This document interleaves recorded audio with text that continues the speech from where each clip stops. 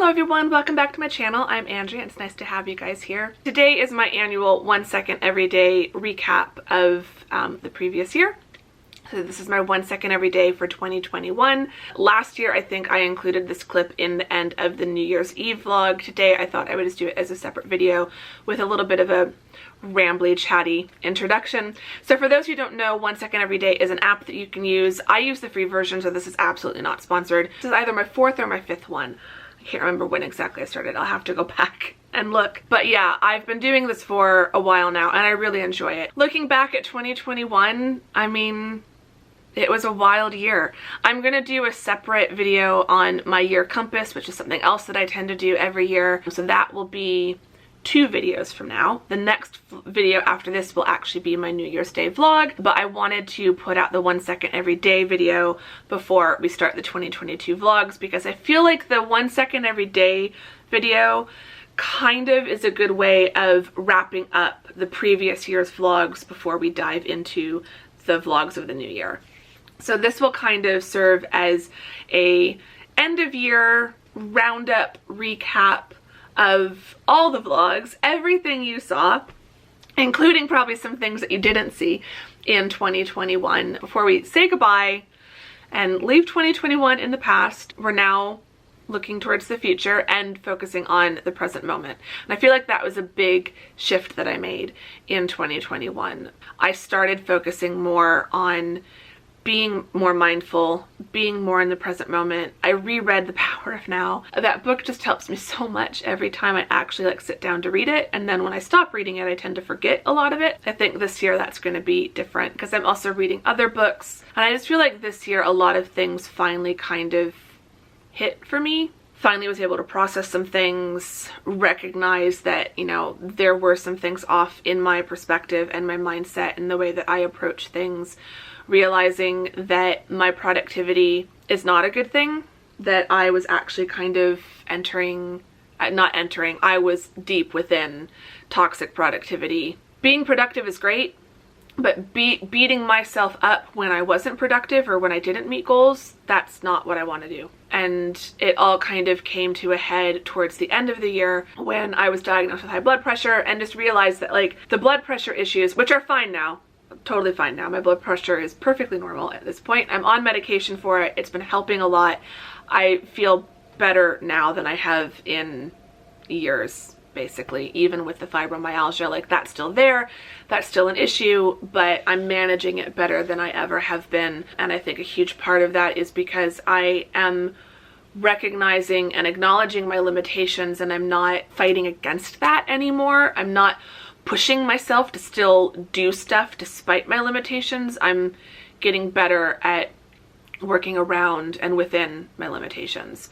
And you know, if I have a day where the brain fog is really bad or the pain is really bad or the fatigue is really bad, then I just don't get as much done. And that's fine. And I don't beat myself up for it anymore. I used to get really angry with myself when I couldn't do stuff, when I couldn't be productive.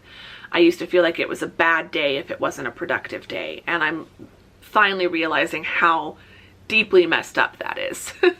So I feel like while there were some real difficult moments in 2021, the lessons I learned from them got me to an amazing place by the end of the year. And I feel like December was just probably one of the best months of the year, and not because it was Christmas time and I wasn't working, but because I just was really feeling like, okay, I'm ending the year in a good place mentally and I'm starting a new year in a good place.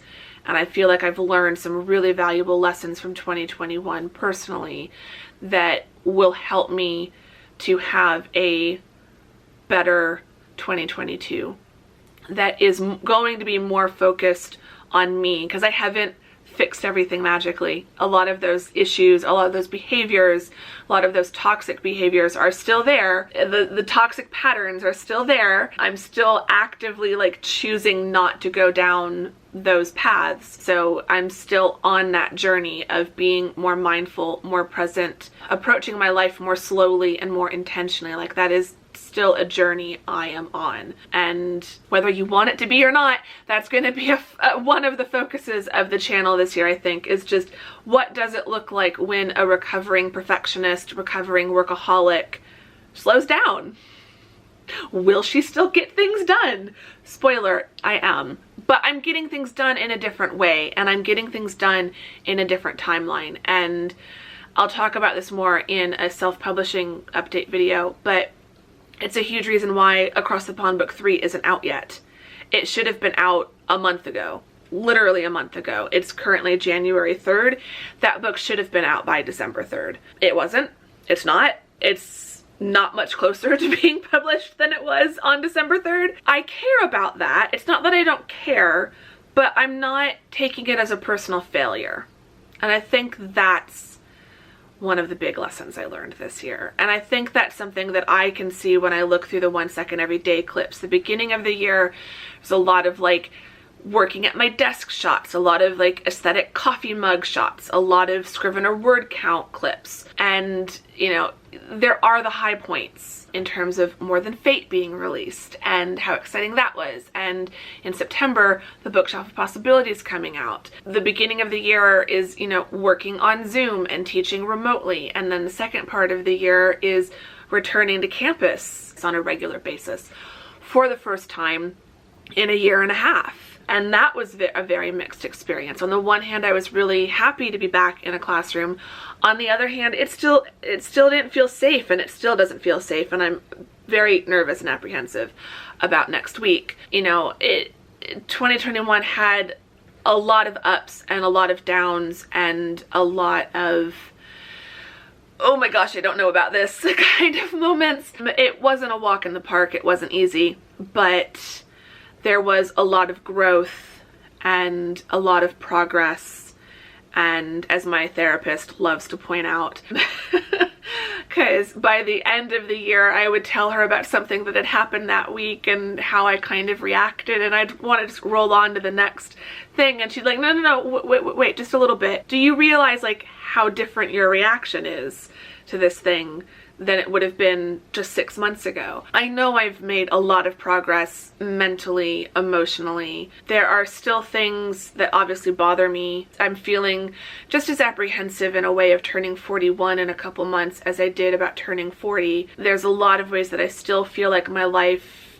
isn't where I want it to be, and there's a lot of growth and change that needs to happen professionally, but I'm also feeling excited and optimistic about that as far as my coaching business, and I can now make a more solid action plan for that. And also the people in my network and in my friend group who are showing up for me and who are able to help me, it's making me feel like I have some support and I'm not doing this by myself, and I'm not trying to just figure everything out on my own. 2021 was an interesting year. It was perhaps not quite the year that I thought it would be, but I also, thinking back to the beginning of 2021, I think I learned from 2020 not to really have expectations for the year. And I don't know, I feel like the last few months, particularly October, November, and December, there were some really low points in terms of my health and like getting a bit scared about that.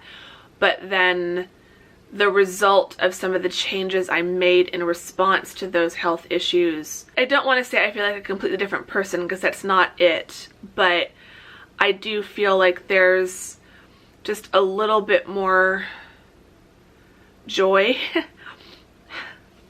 And then I start crying, right? I cry when I'm happy. I'm that kind of a crier. But I do feel like there's some more joy creeping back in.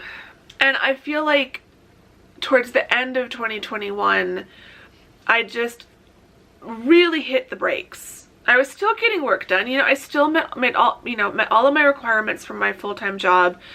I was still making progress on Across the Pond Book 3, just not as much as quickly as I wanted, but I was still working on that. I had an amazing NaNoWriMo experience and got 8,000 words, I think, written in my Royal Romance, which is 8,000 more than I had originally planned to write in the month of November. And so even though that book is also behind, I feel like I made some really great progress, and Nano was a really good exercise in what I can still accomplish even when I am approaching something from a slower and more intentional perspective. I just feel like the end of the year just ended in a very cozy, optimistic, magical way, and I feel like that is the energy I'm bringing into 2022, which I will talk more about that in my year compass video. So I'm going to wrap this one up. I'm going to stop talking and start playing the 1 second everyday clips, but I did just want to kind of chat a bit to give some context to some of the clips that you'll see from throughout the year. I'd love to know what are maybe a few of your seconds. What would be in your mental 1 second every day? What are a few highlights from 2021 that really stand out to you? You can let me know that in the comments. If you enjoy this video, give it a thumbs up, subscribe if you're not subscribed. Thank you all for your support of this channel and the vlogs in 2021. I'm so looking forward to 2022, but let's go back, relive 2021 one more time in 1 second every day.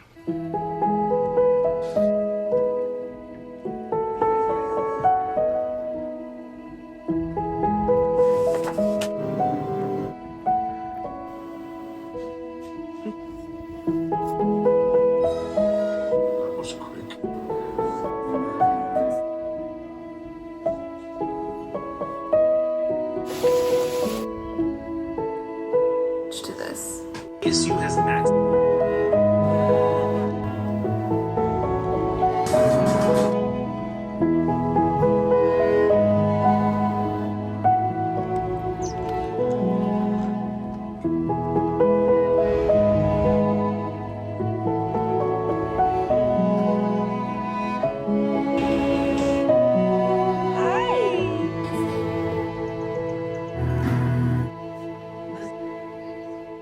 I think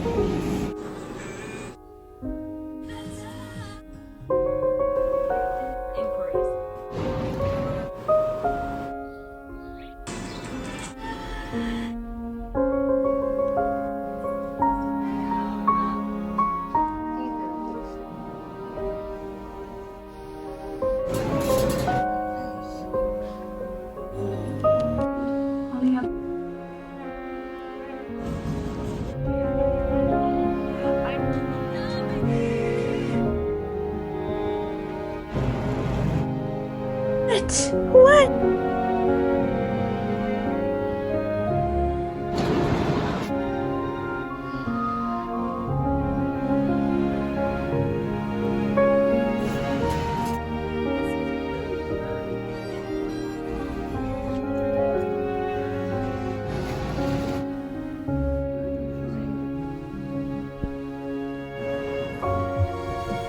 I like this. Hi.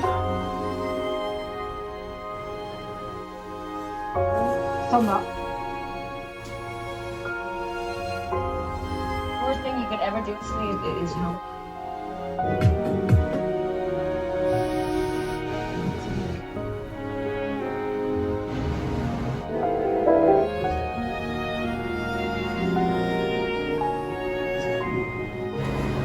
meant that the date.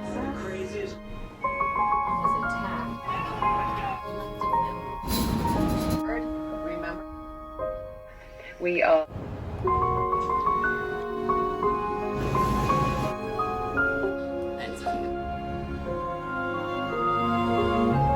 Fresh. Oh, I'm sorry. The three choices. Such as the Early period of the war. Tools that she. It's called oceans. Oh. Beautifully.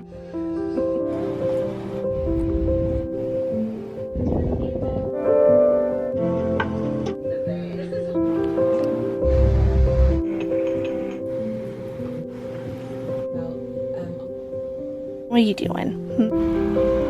Very beautiful. What are we doing? With the joiner. It is